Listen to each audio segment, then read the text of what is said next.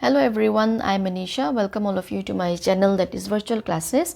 So in today's class we are going to start your chapter number 4, that is exploring magnets, okay, of your science chapter number 4, class 6. All right, and we have already completed the 3 chapters. If you haven't watched those chapters, kindly watch those as well, okay. The link is given in the description box.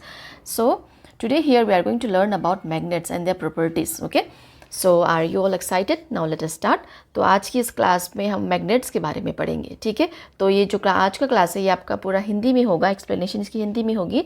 अगर आपको English explanation सुननी है तो description में link है, वहाँ से आपको मिल जाएगा. Okay, and yes, don't forget to like, share and subscribe my channel. So let us start. See here, a little girl is writing something, isn't it? So she is writing story. तो यहाँ पे ये जो लड़की क्या कर रही है, स्टोरी लिख रही है, ठीक है. तो इसका नाम क्या है? Reshma. Reshma lives in a coastal town of Kerala and is very fond of writing short stories. तो इसको छोटी कहानियाँ वगैरह लिखना काफ़ी अच्छा लगता है. और ये कहाँ पे रहती है? Coastal town of Kerala, Kerala में रहती है. कोस्टल टाउन मतलब क्या है? जो नदी के किनारे होता है, ठीक है. तो हमने वेस्ट कोस्ट लाइन वगैरह के बारे में अच्छे से पढ़ा है ना, आपको याद होगा उसके बारे में. तो her grandmother loves listening to her stories, so Resma was writing a new story to share with her grandmother on her 60th birthday. तो इसकी दादी जी इसकी जो लिखी होती है, जो रेशमा ने कहानी लिखी होती है, उनको सुनना काफ़ी पसंद करती है, ठीक है. तो ये अपनी दादी के लिए, अपने दादी के 60वां जन्मदिन के लिए, ठीक है, ये कहानी लिख रही होती है उनको सुनाने के लिए. तो देखो कितना स्वीट जेस्चर है ना. ये आप सबको कहानियाँ लिखना पसंद है? अगर किस किस को पसंद है आप कमेंट में ज़रूर मेंशन कीजिएगा. तो अब ये जो कहानी यहाँ पे लिख रही है, ठीक है, ये किस पे बेस्ड है उसके बारे में देख लेते हैं अब.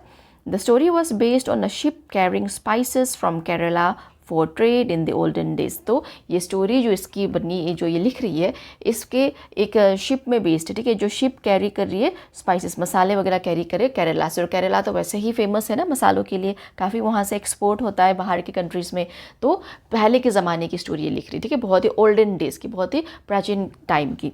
तो Reshma was aware that in those days the sailor used star to find direction at night. तो रेशमा को पता था कि उन दिनों जो नाव चलाते, जो जहाज़ चलाते सेलर्स, ठीक है, वो स्टार्स को देख के, ठीक है, तारे को देख के वो अपना डायरेक्शन पता लगाते थे रात को. और आपको पता है कौन सा डायरेक्शन पोल स्टार का कौन सा डायरेक्शन है, और उससे उनको कौन सा डायरेक्शन पता लगता है? पोल स्टार का नॉर्थ डायरेक्शन है, ठीक है, जो सबसे नज़दीक स्टार है हमारा. तो but in her story, a situation arose wherein the sailor got caught in a storm with an overcast sky and stars were not visible. लेकिन ये जो स्टोरी लिख रही थी कि तो उसमें इसने क्या किया था, वो एक तूफ़ान में फंस गए थे, ठीक है. जो सेलर्स थे वो एक तूफ़ान में फंस गए थे. तो तूफ़ान के कारण क्या हुआ, सारे काले बादल छा गए थे आसमान में भी. तो इसके कारण क्या हो रहा था, स्टार्स वगैरह दिख नहीं रहे थे, ठीक है. तो रेशमा उसको कंटिन्यू नहीं कर पा रही, ठीक है.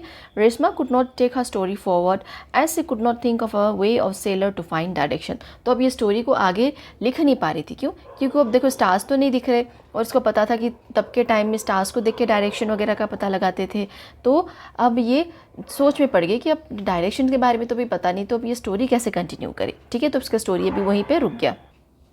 She searched for information on the internet and her school library. She learned that the travelers used a device known as magnetic compass for finding direction. तो उसने आगे जाके क्या किया, उसने इन्फॉर्मेशन वगैरह कलेक्ट करने की कोशिश की, इंटरनेट को सर्फ किया, लाइब्रेरी से उसने इन्फॉर्मेशन कलेक्ट किया. तो बाद में जाके उसे क्या पता चला, अच्छा ट्रैवलर जो तब के टाइम में ओल्डन डेज में जब ऐसे तूफान वगैरह आ जाता था तो वो एक डिवाइस का यूज़ करते थे, उसको क्या बोलते हैं, मैग्नेटिक कंपास. तो ऐसे यहाँ पे दिया हुआ है ना आपके साइड में पिक्चर, तो इस तरीके से, ठीक है, magnetic compass for finding direction. तो डायरेक्शन पता लगाने के लिए, उनका दिशा पता लगाने के लिए कि कौन सा डायरेक्शन में उनको जाना है, ठीक है, या फिर कौन से डायरेक्शन में वो जा रहे हैं.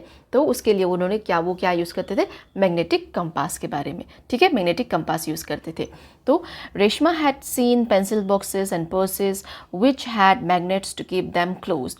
A writing board in her school also had a duster with a magnet, but she had never looked at those carefully.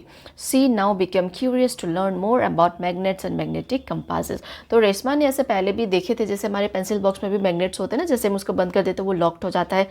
Locked क्यों होता है? क्योंकि उसमें मैग्नेट लगा होता है छोटा सा, ठीक है.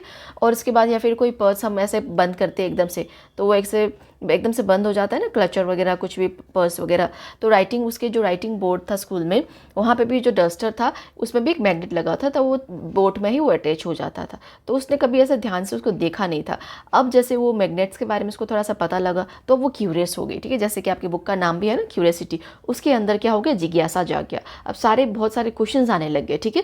तो उसके बारे में उसको अब ये जानने का ज़्यादा मतलब क्यूरियोसिटी आ गई कि मैग्नेट्स और मैग्नेटिक कंपासेस होते क्या, और इनके बारे में थोड़ा सा जानना चाहिए। तो आइए इसके बारे में अब यहाँ पे जानेंगे, ठीक है, इस चैप्टर में रेशमा के साथ। अब देखो यहाँ पे कुछ इमेजेस दिए हुए हैं, ठीक है, some common items that have magnets attach to them. देखो जैसे यहाँ पे ये, ठीक है, पेपर पिन में, पेपर क्लिप में होता है, ये डस्टर में मैग्नेट्स होता है, जैसे फ़ोन के फ्लिप कवर में यहाँ पे ये वाले एरिया में मैग्नेट होता है, या फिर जो आपकी पेंसिल बॉक्स है, देखो यहाँ पे इस एरिया में, ठीक है, यहाँ पे मैग्नेट होता है, ये दोनों एरिया में, ठीक है, एक एरिया में मैग्नेट होता है, एक एरिया में आयरन होता है, तो उसके कारण क्या हो जाता है, वो चिपक जाता है, ठीक है।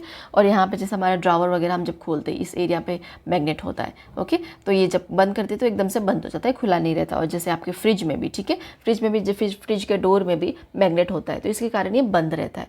तो ये सब कुछ कॉमन आइटम्स है जिसमें मैग्नेट यूज़ हुआ है, हमारे घरों में भी होता है, ठीक है, आप सबने भी देखा होगा। तो अब देखते हैं थोड़ा और मैग्नेट के बारे में। The magnet used by sailor in the olden days were based on natural occurring magnets known as lodestone, which were discovered in ancient times. तो जो मैग्नेट जो सेलर्स यूज़ करते थे प्राचीन टाइम में, ठीक है, प्राचीन काल में, पुराने ज़माने में, तो वो नेचुरल मैग्नेट्स होते थे, ठीक है, उनको हम क्या बोलते हैं, उनको हम लॉडस्टोन्स बोलते हैं। तो ये डिस्कवर हुआ था बहुत ही पहले, ठीक है, एंशियंट टाइम में। तो later on people found out that magnets could also be made from pieces of iron. तो बाद में पता चला लोगों को कि ये जो मैग्नेट्स है हम लोहे से भी बना सकते हैं, ठीक है, लोहे के पीस से भी बना सकते हैं। तो now it is we have magnets made of different materials. The magnets that you find in your school laboratory and those used in pencil box, stickers, toys are all artificial magnets. The magnets can be of various shapes, some of which are shown in figure 4.2. तो अब जो magnets है, जो आप देखते हो आसपास जो कॉमन मैग्नेट्स है, अभी हमने जो कुछ कॉमन आइटम्स में भी देखा, ये जो मैग्नेट्स है ये सारे आर्टिफिशियल मैग्नेट्स है, ठीक है, मतलब बनाया हुआ मैग्नेट है, लोगों का बनाया हुआ मैग्नेट है, नेचुरल मैग्नेट नहीं है, ओके। तो यहाँ पे जो मैग्नेट्स है काफ़ी वेरियस शेप्स के होते हैं, जैसे यहाँ पे कुछ दिखाया हुआ है, ठीक है, जैसे कि बार मैग्नेट ऐसे होता है, यू शेप मैग्नेट, और ये रिंग मैग्नेट, ठीक है।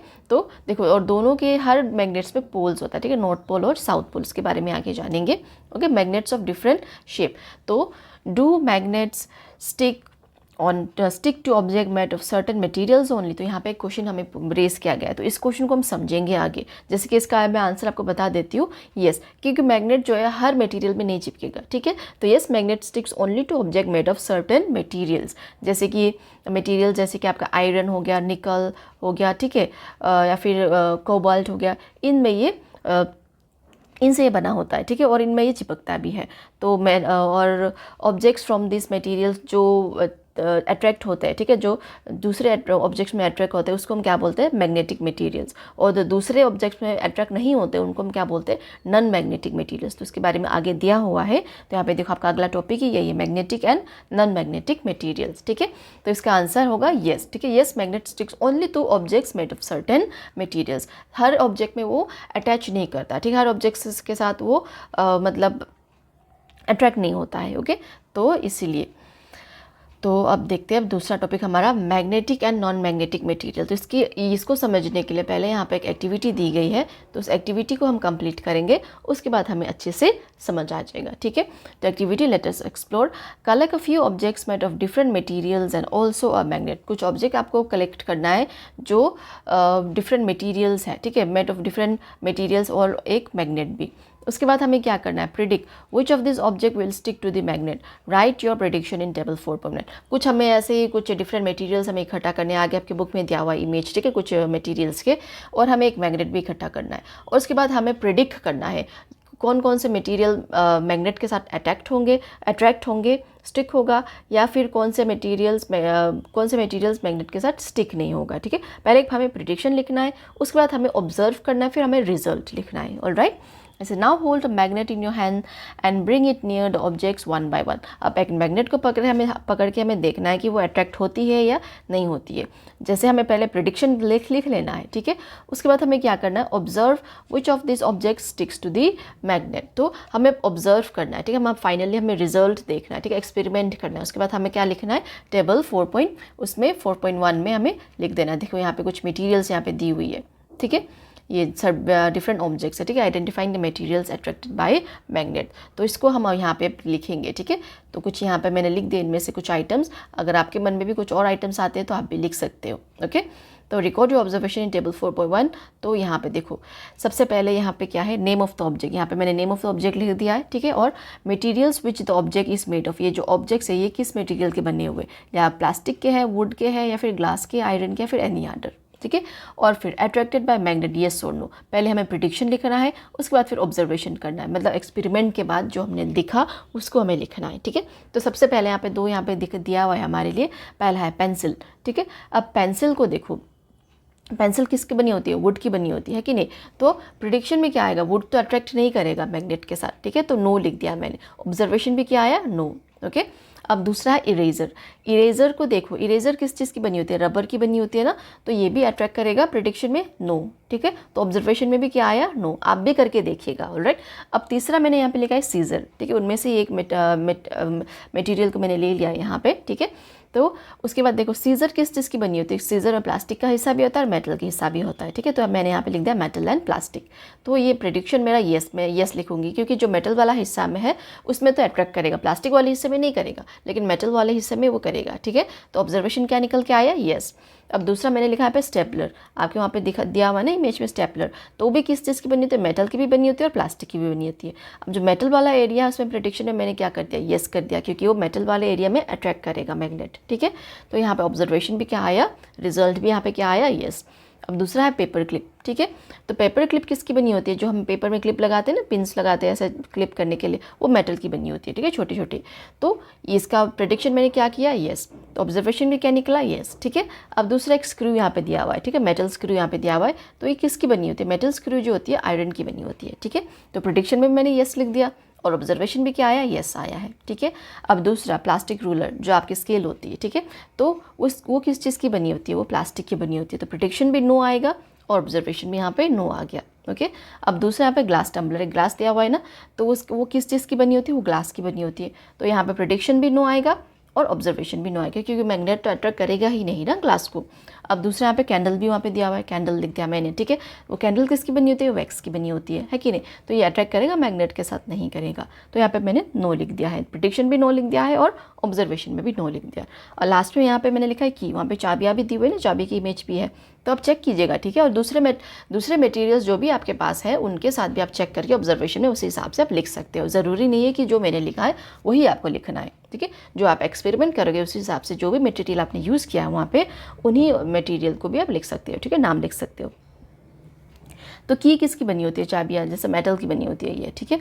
तो इसका प्रेडिक्शन क्या होगा, येस, क्योंकि मैग्नेट अट्रैक्ट करेगा मेटल को, है कि नहीं। तो ऑब्जर्वेशन भी येस आया है। जिस तरीके से हमने टेबल को फिल कर लिया, आप भी अपने हिसाब से इसको फिल कीजिएगा, ठीक है। तो अब देखते हैं, आइए इसके बारे में और थोड़ा सा जानते हैं। Was your prediction correct for all objects. तो सारे प्रेडिक्शन आपके करेक्ट हुए थे सारे ऑब्जेक्ट्स के। तो मेरे केस में करेक्ट हुआ था ना, तो मैंने लिख दिया हाँ, ठीक है, येस। तो which material stuck to magnets, what conclusion can you draw. तो इनमें से अब आप क्या कंक्लूजन ड्रॉ कर सकते हो। तो अब यहाँ पे हम देखते हैं, ठीक है।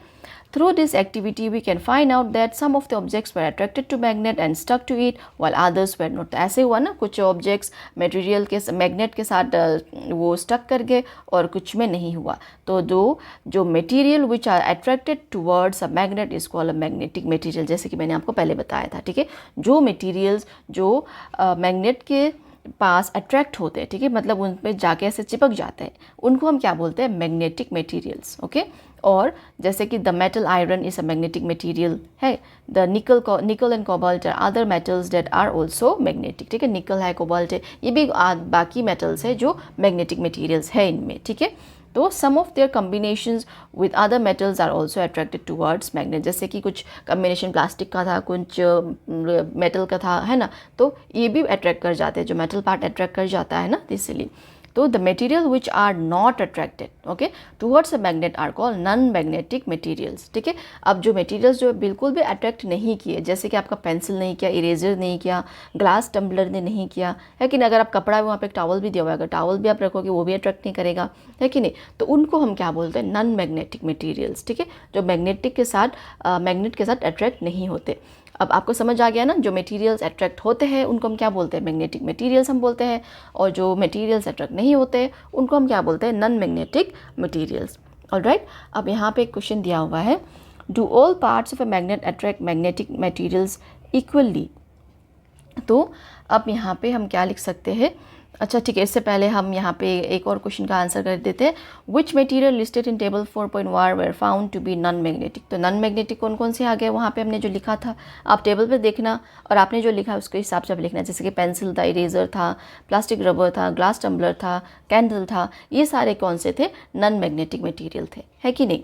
तो अब दूसरा यहाँ पे जो क्वेश्चन अराइज हुआ है, ठीक है, do all parts of magnet attract magnetic materials equally. तो इसका आंसर है नो, और नो क्यों है उसके बारे में हम आगे जानेंगे, आपके आपके एक्सप्लेनेशन दिया हुआ है, ठीक है। No not all parts of magnet attract magnetic materials equally, ठीक है। जो उनके एंडिंग पार्ट होते हैं ना, जो किनारे होते हैं दोनों, वो ज़्यादा स्ट्रॉन्ग होते, और जो मिडिल पोर्शन होते हैं वो वीक फोर्स होते हैं, देखो उसमें वीक मैग्नेटिक फोर्स होता है, तो कंपेयर टू दी पॉइंट्स जो किनारे होते हैं, ठीक है, नॉर्थ पोल और साउथ पोल। तो उसके बारे में यहाँ पे आगे जो आपकी टॉपिक है, ठीक है, उसमें हम जानेंगे। ऑलराइट, तो पोल्स ऑफ मैग्नेट्स, तो हम इसको जानेंगे। अब पहले इसमें यहाँ पे भी एक एक्टिविटी दी हुई है, तो उसको हम पहले करेंगे। Spread some iron filings, very small pieces of iron on a sheet of paper. तो एक पेपर में आप कुछ आयरन फीलिंग्स स्प्रेड कर लीजिएगा, ठीक है, जो कि बहुत काफ़ी छोटे छोटे आयरन फीलिंग हो। तो उसके बाद हमने क्या करना है, प्लेस अ बार मैग्नेट, जो सीधी वाली मैग्नेट, ठीक है, over them, tape the paper and observe carefully what happens to the iron filing. अब देखो क्या होगा, जैसे कि यहाँ पे देखो ये इमेज में आयरन फीलिंग, ठीक है, तो यहाँ पे आपको क्या दिख रहा है, इस इमेज से आपको क्या दिख रहा है, ये जो इधर वाली साइड है साउथ पोल और इधर वाली साइड है नॉर्थ पोल, इधर वाली साइड में ज़्यादा अट्रैक्ट हुए हैं ना, और इधर वाली साइड में भी हुए लेकिन कम हुए। ऐसा क्यों, क्योंकि जो एंड है, ठीक है, जो एंड या फिर पोल्स ऑफ द मैग्नेट है वो ज़्यादा स्ट्रॉन्गेस्ट पार्ट है, और क्या होता है, and attract magnetic materials the most. Okay, तो उसके बारे में यहाँ पे देखेंगे। Do you observe anything special about the way they stick to the magnet. हाँ, हमने ऑब्जर्व किया है कि नहीं। तो do the iron filing stick all over the magnets uniformly. नहीं, यूनिफॉर्मली तो हुए नहीं, देखो इमेज में भी आपको आप दिख सकते हैं, ये एंडिंग वाले पोर्शन में ज़्यादा ये स्टिक किया है कि नहीं। तो और do some iron filing stick more at some places. तो yes, at the end of the magnet, ठीक है, एंड पॉइंट्स। तो वी फाइंड, इसका आंसर देखो, we find that maximum iron filing stick near the ends of the bar magnet as shown in figure 4.4 while a very few iron filling sticks at the remaining part of the magnet। ऐसा क्यों, जैसे कि मैंने आपको बताया, जो and poles होते हैं मैग्नेट्स के वो ज़्यादा स्ट्रॉन्ग होते हैं, ठीक है, वो उसमें उनमें मैग्नेटिक फोर्स ज़्यादा होता है, और जो मिडिल पार्ट है ये वाला पार्ट, इसमें मैग्नेटिक फोर्स कम होता है, तो इसके कारण ऐसा हुआ है। ओके, आप भी एक्सपेरिमेंट करके देख सकते हैं। अब ये लड़की फिर इस एक क्वेश्चन उठा रही है, ठीक है, if we repeat this activity with magnets of other shapes do we get the same result. अब जैसे हमने यहाँ पे बाहर मैग्नेट लिया है ना, जैसे कि बाकी शेप था, यू शेप था, रिंग शेप था, अगर हम उनसे भी हम करेंगे तो ऐसा ही होगा क्या। तो येस, ऑफ कोर्स ऐसा ही होगा, क्योंकि हर मैग्नेट्स में, सारे मैग्नेट्स में 2 पोल्स होते हैं, और सारे मैग्नेट्स के जो पोल्स वाले एरिया होते हैं, जो एंडिंग वाले एरिया होते हैं, उनमें ज़्यादा मैग्नेटिक फोर्स होता है, ठीक है। तो नेक्स्ट देखते हैं यहाँ पे, the ends of the magnet. देखो जो मैं आपको बता रही थी ना, the ends of the magnets are called the 2 poles of the magnets, the north pole and the south pole. तो most of the iron filings stick to the poles of magnet of any shape. तो यहाँ पे जो भी iron feelings है जो poles में भी जाके अट्रैक्ट हुई, क्यों, it is not possible to object a magnet with a single pole. और हाँ, और एक और चीज़ यहाँ पे, ठीक है, यहाँ पे देखो आप क्वेश्चन उठाया हुआ है ना, can we find a magnet with a single pole. No, ठीक है, it is not possible to obtain a magnet with a single pole. और ज़्यादातर मैग्नेट्स जो थी, ज़्यादातर आयरन फीलिंग्स जो थी, पोल्स में ही जाके क्यों अट्रैक्ट हुए, जैसे मैंने आपको बताया ना, पोल्स में मैग्नेटिक फोर्स ज़्यादा स्ट्रॉन्ग होता है, ठीक है।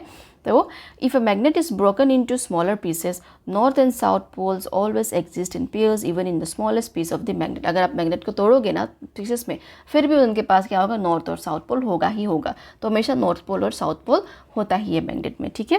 तो ए सिंगल नॉर्थ पोल और south pole can not exist. Single north pole और साउथ पोल कभी भी एग्जिस्ट नहीं कर सकते। जैसे कि यहाँ पे क्वेश्चन उठाया गया था, उसका आंसर क्या होगा, नो। ओके, अब यहाँ पे देखते हैं मैग्नेट की यूज से हम डायरेक्शन कैसे फाइंड करेंगे, ठीक है। तो और कौन सा डायरेक्शन यूजुअली पॉइंट आउट होता है, तो इसके लिए भी एक एक्टिविटी है। एक्टिविटी को पहले हम करेंगे फाइंडिंग डायरेक्शंस। तो एक्टिविटी 4.3 लेट अस एक्सपेरिमेंट। तो यहाँ पे देखते हैं, suspend a bar magnet with a thread tied to the middle of the magnet as shown in figure 4.5. You may need to adjust the position of the string till the magnet is balanced horizontally. तो यहाँ पे देखो, जैसे यहाँ पे दिखा हुआ है ना, बुक के साथ एक मैग्नेट बार को यहाँ पे टाई कर दिया है, ठीक है, बांध दिया यहाँ पे। तो इस तरीके से आपको एक बैलेंस करके अच्छे से रखना है हॉरिजेंटली। हॉरिजेंटली मतलब ऐसे, ऐसे नहीं, ऐसे रखना है। तो जैसे यहाँ पे बार मैग्नेट भी ऐसे रखा हुआ है ना, इस तरीके से। ओके, तो अब क्या करना है आपको, now rotate the magnet gently in the horizontal direction and let it come to rest. अब इसको हिला देना है, ठीक है, थोड़ा सा इसको हिला दीजिए। तो उसके बाद रोटेट कर दीजिए। अब उसके बाद उसको फिर रुकने तक का आप वेट कीजिएगा, ठीक है। तो mark the position corresponding to the ends of the magnet on the ground और on a piece of paper stuck to the ground. तो यहाँ पे एक पीस ऑफ पेपर आप रख सकते हो और यहाँ पे हम यहाँ पे एक डायरेक्शन मार्क कर सकते हैं, ठीक है। Join these 2 points on the ground with a line. The line indicates the direction along with the magnetic comes to rest. तो यहाँ पे जिस भी जैसे डायरेक्शन में लिख दिया यहाँ पे पेपर में, ठीक है। तो इसको मैं ज्वाइन करना है। उसके बाद जिस भी पोजीशन में ये मैग्नेट बार आके रुकेगा, वहाँ पे क्या होगा, हमारा डायरेक्शन हमें मिलेगा, ठीक है। जैसे ये जब तक आप एक्सपेरिमेंट करोगे नहीं ना, तब तक थोड़ा सा समझ नहीं आएगा। तो आप ये एक्सपेरिमेंट जब करोगे तब आपको ज़्यादा समझ आएगा, ठीक है। तो now I can rotate the magnet by giving a gentle push it once and wait till it comes to rest, thus the magnet rest along the same line. तो अब देखो, फिर से दोबारा से हम इसको फिर थोड़ा सा हिला देंगे, ठीक है, इस बार मैग्नेट को। तो फिर से अब इसका वेट करना जब तक वो रेस्ट में ना आ जाए, मतलब जब तक वो रुक ना जाए। अब फिर देखना, दोबारा से ऑब्जर्व करना, जो मैग्नेट सेम लाइन में रेस्ट करता है, और इसका आंसर होगा येस, ठीक है। क्यों, इसका रीज़न भी आपको आगे पता चलेगा। और कौन सी डायरेक्शन में वो रेस्ट करता है, वो हमेशा रेस्ट करता है नॉर्थ साउथ डायरेक्शन में। और ऐसा क्यों है, उसका भी आपको रीज़न आगे पता चलेगा। ओके, तो अब यहाँ पे देखो 2 क्वेश्चन राइज हो रहा है यहाँ पे फिर से।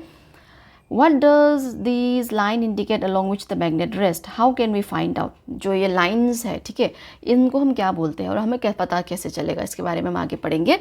और if we have noticed the direction where the sun rises or sets, we have an approximate idea of where east or west is. Hence, we can locate the direction along which the magnet rests. तो अब जैसे हमें पता है ना, जैसे सन कहाँ से राइज होता है, ईस्ट से राइज होता है, वेस्ट में सेट होता है ना, तो हमें इसका थोड़ा सा आइडिया पता है। तो हम इजीली क्या कर सकते हैं, मैग्नेट का जो डायरेक्शन है, कौन से डायरेक्शन में रेस्ट कर लिया है, इसके बारे में हमें पता लगा सकते हैं। जैसे कि मैंने आपको बोला, नॉर्थ और साउथ डायरेक्शन में होता है ये, ठीक है, नॉर्थ डायरेक्शन और साउथ डायरेक्शन। इसीलिए इनके पोल्स के नाम भी क्या है, नॉर्थ पोल और साउथ पोल, ठीक है।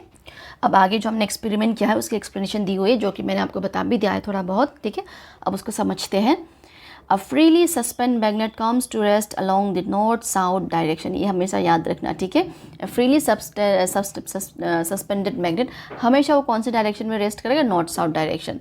The end of the magnet that points toward the north direction is called the north seeking pole और the north pole of the magnet. जो एंड जो एक तरफ का किनारा है, ठीक है, जो नॉर्थ डायरेक्शन में पोल करेगा, मार्क करेगा, ठीक है, उसको हम क्या बोलते हैं, नॉर्थ सीकिंग पोल, ठीक है, या फिर नॉर्थ पोल। आसान भाषा में हम क्या बोलते हैं, नॉर्थ पोल, ठीक है, of the magnet. The other end that points toward the south direction is called the south seeking pole और the south pole of the magnet. अब जो दूसरा एंड है उसको हम क्या बोलते हैं, जो साउथ डायरेक्शन की ओर रेस्ट कर रहा है, ठीक है, उसको हम क्या बोलते हैं, साउथ पोल, साउथ सीकिंग पोल या फिर साउथ पोल, ठीक है। तो a freely suspended magnet rests along the north-south direction because our earth itself behaves like a giant magnet. तो ये नॉर्थ साउथ डायरेक्शन में ही क्यों रेस्ट करता है, क्योंकि जो हमारा अर्थ है, ठीक है, अर्थ के मैग्नेटिक फील्ड्स है, ठीक है, तो अर्थ ही एक बहुत ही जॉइंट मैग्नेट है, मतलब एक विशाल मैग्नेट है। और इसके बारे में आपके हायर क्लास में थोड़ा सा और डिटेल में पढ़ोगे। तो अर्थ की कुछ मैग्नेटिक प्रॉपर्टीज़ है, ठीक है, उसके रीज़न से ये जो मैग्नेट है हमेशा नॉर्थ और साउथ के डायरेक्शन में ही रेस्ट करता है। अभी के लिए आप इतना जान लो कि अर्थ के मैग्नेटिक प्रॉपर्टीज़ के कारण, ठीक है, जो हमारा पृथ्वी है इसके मैग्नेटिक प्रॉपर्टीज़ के कारण ये जो मैग्नेट है, ठीक है, जो नेचुरल मैग्नेट है या फिर आर्टिफिशियल मैग्नेट है, ये हमेशा इनकी डायरेक्शन नॉर्थ पोल या साउथ पोल में ही होता है, ठीक है, नॉर्थ पोल, नॉर्थ और साउथ के डायरेक्शन में ही ये रुकता है। तो अब फिर से हमें क्या करना है, repeat this activity with a small iron bar in place of the bar magnet. अब हमने जो बार मैग्नेट लिया था ना ऊपर, उसकी जगह पे हमें यहाँ पे एक छोटा लोहे के टुकड़े को लेके करना है, ठीक है, आयरन बार को लेके करना है। What do you observe, does it always rest along north south direction, it does not. अब देखो आयरन बार के केस में क्या होगा कि वो कोई भी डायरेक्शन में रेस्ट करेगा, ठीक है, क्यों, क्योंकि वो मैग्नेटिक नहीं है, वो मैग्नेट नहीं है, ऑल राइट। तो it does not, it can rest along any direction में रेस्ट करेगा। लेकिन वो मैग्नेट बार क्या हुआ, उसके केस में क्या हुआ, वो हमेशा नॉर्थ साउथ डायरेक्शन में ही रेस्ट करता है, क्योंकि अर्थ के मैग्नेटिक प्रॉपर्टीज़ के कारण, ठीक है। तो this implies that only magnet rest along the north south direction. तो इसके हम क्या कंक्लूड कर सकते हैं, सिर्फ मैग्नेट्स जो है नॉर्थ साउथ डायरेक्शन में रेस्ट करते हैं। This activity provides us with a way to test whether a piece of metal is a magnet और नॉट। तो इस एक्टिविटी के द्वारा हम क्या भी और प्रूफ कर सकते हैं कि जो भी हम मेटल पीस ले रहे हैं वहाँ पे वो मैग्नेट है या नहीं है। जैसे कि हमने आयरन को लिया तो हमें पता लग गया ना, आयरन बार को लिया तो हमें पता लग गया कि वो मैग्नेट है नहीं, या फिर अगर हम कोई और चीज़ लेंगे जो मैग्नेट बार है या फिर कुछ और है तो हमें पता लगेगा अच्छा वो मैग्नेट है, ठीक है। इसके द्वारा हम पता भी लगा सकते हैं कि कोई भी पीस ऑफ मेटल जो भी हमने लिया है एक्सपेरिमेंट के लिए वो मैग्नेट है या नहीं है, ठीक है। तब आप आगे देखते हैं। The property of freely suspend magnet to always rest along the north south direction is used to find direction। अब देखो मैग्नेट क्या हमेशा नॉर्थ या साउथ डायरेक्शन में रेस्ट करता है, ठीक है। जैसे कि यहाँ पे कंपास दिया हुआ है, इधर नॉर्थ पोल है और ये साउथ है, ठीक है। ये देखो इसका डायरेक्शन हमेशा नॉर्थ और साउथ में भी रेस्ट करेगा, ऑलराइट।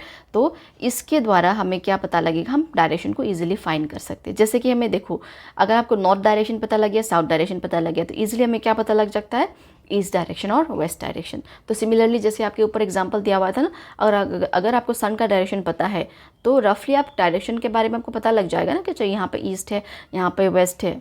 तो वो जहाँ पे अगर ईस्ट और वेस्ट का आपको पता लग गया तो वेस्ट और नॉर्थ और साउथ का पता लगा सकते हैं। और जैसे आपको नॉर्थ और साउथ डायरेक्शन के बारे में पता लग गया तो आप ईस्ट और वेस्ट के बारे में पता लगा सकते हैं ईजिली, ठीक है। तो यहाँ पे जो कंपास है ये एक डायल वॉच की तरह भी दिया हुआ है जिसमें सारे डायरेक्शन लिखे होते हैं, ऑलराइट। तो based on this small device called magnetic compass was develop in olden days for finding direction. तो इस तरीके से ये यूज़ होता था ओल्डन डेज में, लेकिन वो जो ओल्डन डेज में था वो नेचुरल मैग्नेट होता था, ठीक है, जो ये कंपास ये ऐसे करके यूज़ करते थे। और जब भी कोई तूफान आ जाए, कुछ भी आ जाए तो क्या करते थे, इसके द्वारा ये डायरेक्शन को पकड़ लेते थे, इनको पता लग जाता था और आगे बढ़ पाते थे। अब रेशमा उसकी स्टोरीज़ को आगे लिख सकती है ना, उसने इतनी सारी जानकारी हासिल कर ली है ये मैग्नेट्स के बारे में, है कि नहीं। तो अब देखते हैं, it has a magnet in the shape of a needle which can rotate freely. अब देखो यहाँ पे नीडल शेप में मैग्नेट है, ठीक है। इस पिक्चर में आप देखना नीडल के शेप में यहाँ पे मैग्नेट है, तो ये रोटेट फ्रीली, कहीं भी रोटेट कर सकती है फ्रीली, ठीक है। ये हर डायरेक्शन में रोटेट फ्रीली कर सकती है, लेकिन रेस्ट कहाँ पे करेगी, हमेशा रेस्ट करेगी हमेशा नॉर्थ साउथ डायरेक्शन में। तो the needle of a magnet compass indicates the north south direction. तो यहाँ पे जो कंपास का नीडल है यहाँ पे भी इस पिक्चर में भी आप देख सकती हो, इस इमेज में भी इसका डायरेक्शन कहाँ पे, नॉर्थ और साउथ डायरेक्शन में, ठीक है। यहाँ पे नॉर्थ है और यहाँ पे साउथ है। अच्छा, और अब क्या है, the compass is kept at the place where we wish to know the direction. तो ऐसी जगह पे इसको प्लेस करते हैं जहाँ पे हमें डायरेक्शन का पता लगाना होता है। After some time the needle come to rest in the north south direction. तो कुछ देर बाद फिर क्या होगा, डायरेक्शन कहाँ पे स्टॉप होगा, नॉर्थ साउथ डायरेक्शन में स्टॉप हो जाएगा। तो the compass is then generally rotated until the north or south marked on the dial are aligned with the needle। तो इसको फिर जनरली इसको रोटेट करते थे जब तक ये नीडल में नॉर्थ साउथ डायरेक्शन में अलाइंड नहीं करते, ठीक है। Now all the direction at the place are indicated on the dial. So और बाकी जो डायरेक्शंस है, ठीक है, वो भी सारे आपको इस कंपास में देखने को मिलेगा। जो कंपास के अंदर जो डायल है, जैसे घड़ी के अंदर हमारे सारे जैसे सब कुछ लिखा होता है ना, 1 2 3 1 2 3 4 7 12 तक, ठीक है।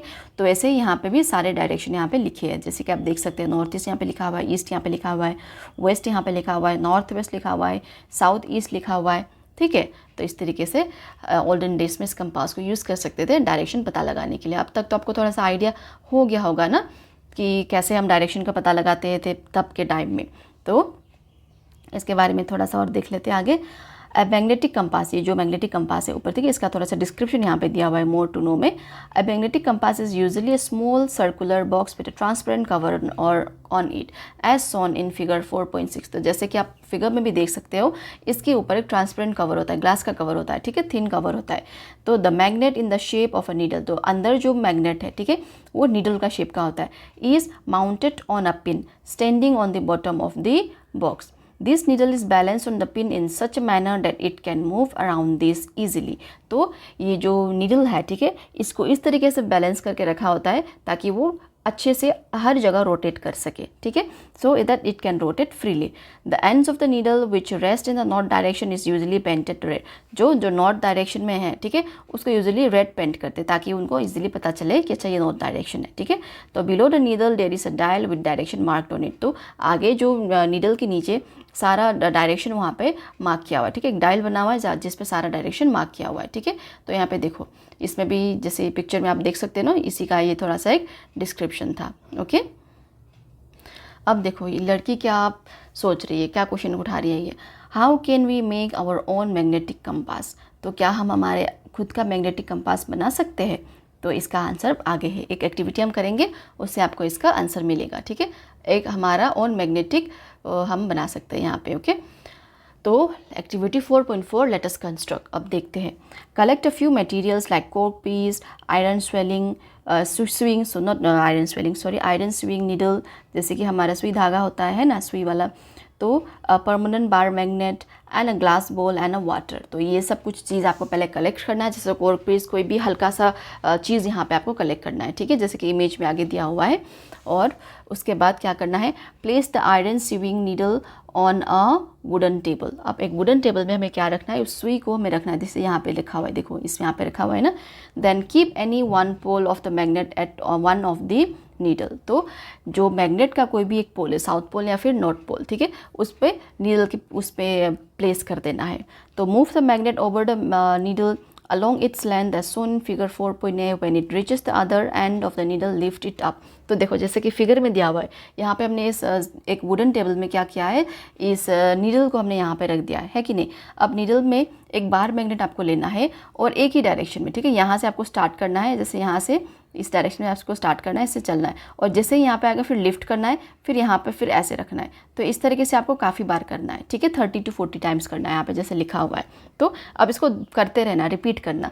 Bringing the same pole of the magnet you started with to the same end of the sewing needle from which you began and repeat the previous step। repeat this process at least 30 to 40 times। जो यहाँ पे process बताया गया है, यहाँ से start करके and एक एंड से स्टार्ट करके यहाँ पे फिर आपको जब यहाँ पे पहुँचेगा फिर आपको आपका हाथ उठाना है, फिर वहाँ पे फिर इस तरीके से ले जाना है, ठीक है। इस तरीके से आप कितनी टाइम करोगे, 30 to 40 टाइम्स करोगे, 30 से 40 बार तक करोगे।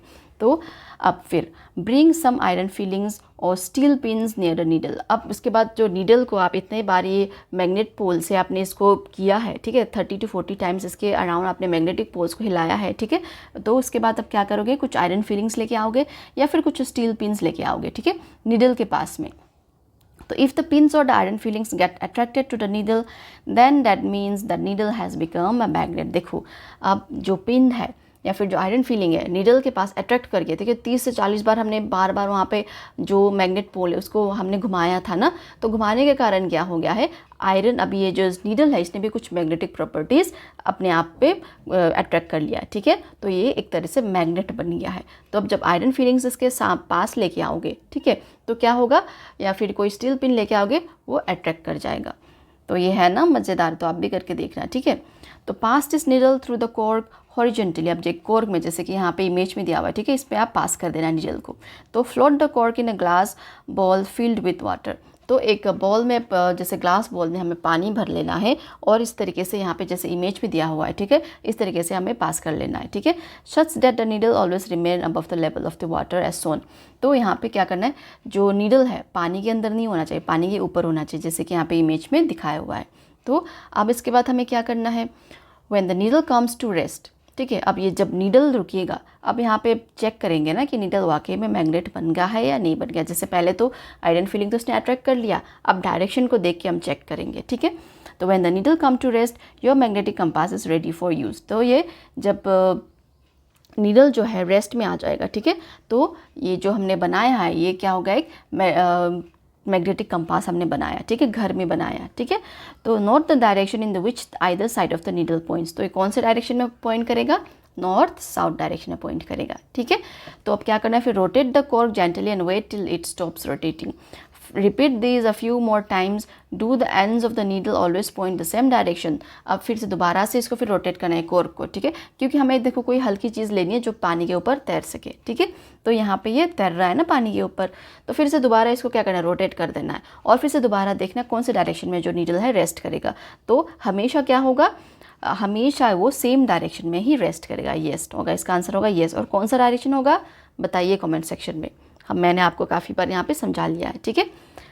तो अब देखते हैं कुछ और है यहाँ पे। Do you know much before the wide spread use of the modern magnetic compass, ये जो मैग्नेटिक कंपास की जिसके बारे में हम बोल रहे हैं, ठीक है, जिसके बारे में हमने पढ़ा है अभी, ये एक डिवाइस होता था ओल्डन डेज में, ठीक है, a device similar to compass needle made by you, जैसे कि हमने बनाया ना पानी के ऊपर नीडल को रख के कोर के रख के, इस तरीके से पहले के ज़माने में बनाया जाता था, ठीक है। जैसे कि यहाँ पे जैसे कि हमने यहाँ बनाया था ना फिगर 4.7b में, was used by the Indians for navigation at the sea, तो सी में नेविगेट करने के लिए मैग्नेटिक कंपास बनने से बहुत पहले एंशिएंट टाइम में, प्राचीन टाइम में, ठीक है। तो ये क्या करते थे, कैसे बनाते थे, जैसे कि हमने तो पानी लिया, नीचे नीडल लिया, कॉर्क लिया, उसके बाद हमने बनाया ना, तो वो कैसे बनाते थे, it consist of a magnetised fish shape iron piece, तो वहाँ पे एक मछली के शेप का एक आयरन पीस को लेते थे, kept in a vessel of oil, तो नीचे पानी की जगह ये क्या करते थे, ऑयल को रखते थे, पानी तेल रखते थे, ठीक है। तो इसको हम क्या बोलते थे, इट वॉज कॉल्ड मत्स्य यंत्र या फिर मत्स्य यंत्र, ठीक है। तो इस यंत्र को हम क्या बोलते थे, मत्स्य यंत्र या फिर मत्स्य यंत्र। तो ये काफ़ी टाइम पहले इंडियंस ने इसको डिस्कवर कर लिया था। उस तरीके से वो क्या करते थे, मैग्नेटिक फील्ड, मैग्नेट को यूज़ करके डायरेक्शन पता लगाते थे, ठीक है, नेविगेट करने के लिए, बहुत ही पुराने ज़माने में। तो है ना ये तो एक मज़ेदार बात। तो अब देखो एक लड़की फिर क्या क्वेश्चन उठा रही है, what happens when we bring two magnet closer to each other, जब हम दो मैग्नेट को पास में लेके आएंगे तो क्या होगा।